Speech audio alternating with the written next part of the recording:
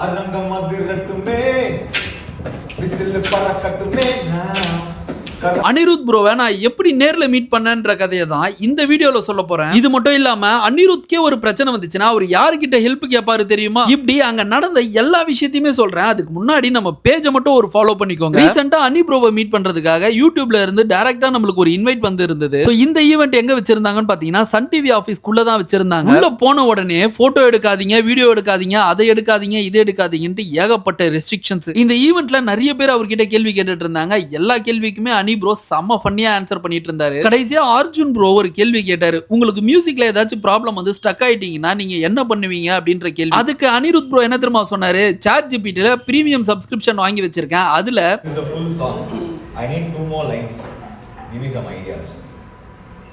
It gave me on 10 lines. Then from that I saw one day I got one idea and then I cracked.